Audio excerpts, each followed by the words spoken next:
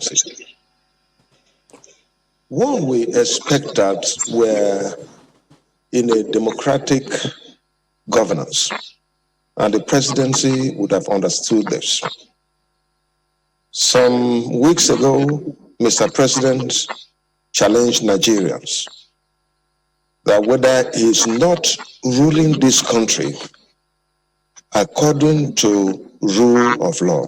And I came up swiftly and said that, Mr. President, if some people are deceiving you, let me tell you the fact on ground.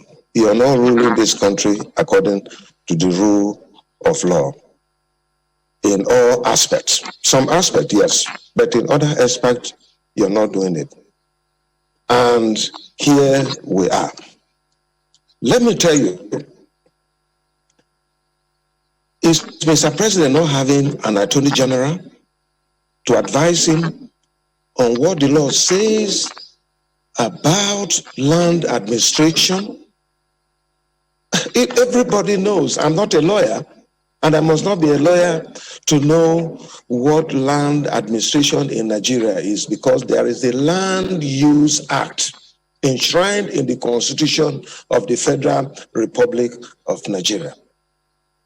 And it amazes me for Mr. President to come out to say that he will revive obsolete grazing reserves and grazing routes. Where are you going to have that?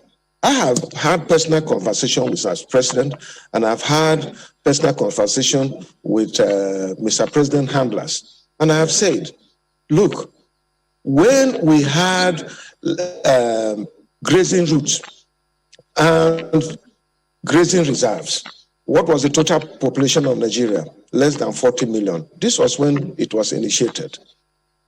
But then it was as a result of the laws governing northern Nigeria. Today, as I talk to you, we're over 200 million people. So how do you expect the same thing? The land that used to exist have not increased. It is the same 923,000 square kilometers that we had, but even less because of the ceding of Bakassi to other parts, to the Cameroons.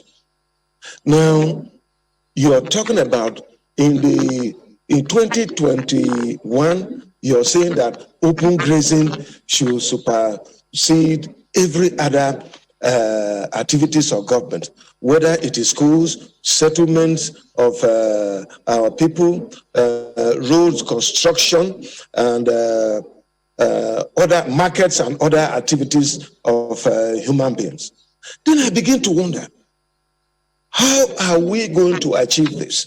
So if Mr. President respects the law, the Land Use Act gives the governors the power to preside over land administration on behalf of the people that they govern.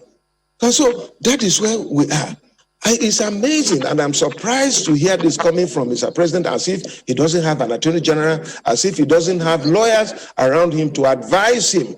I think Mr. President was misquoted, or he did it out of error. And he should come out and apologize to Nigerians, because there is no basis whatsoever for this to be going on when we know we have a constitution and the laws that are available.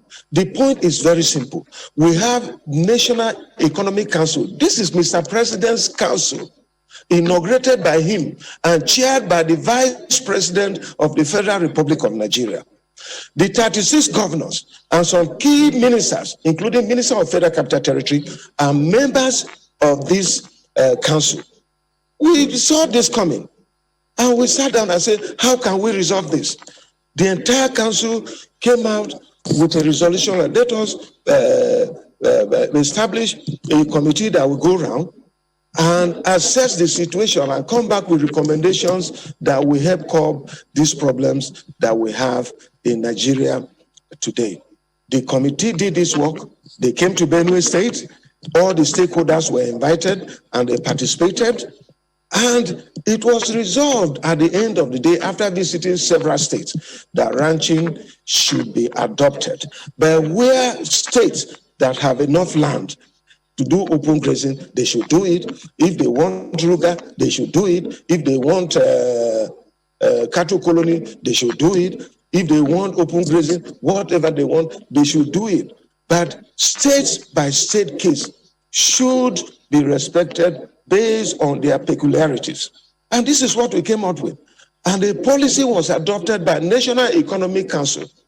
But Mr. President chose not to implement the resolution of this council. But rather, you hear about Ruga, you hear about cattle colony, you hear about open grazing and all that. And if today in Nigeria, the whole country, whether south and north, majority of the states in the north, not all, have accepted that ranching should be adopted because of the challenge we have in security and all that. Because if you like it or not, today banditry, kidnappings, armed robbery, and so on is associated with open grazing. And the entire state, majority of it, which remains democracy, it must not be everybody. We have accepted that ranching should be adopted as a model to help curb insecurity, to help curb the problem of farmers and herders and all that. And if Mr. President, with all the array of very responsible people around him, will not advise him, and he will come out with a statement that he is reviving open grazing and also reviving cattle routes and grazing areas. Then it amazes me. I'm surprised. Are we in a banana republic?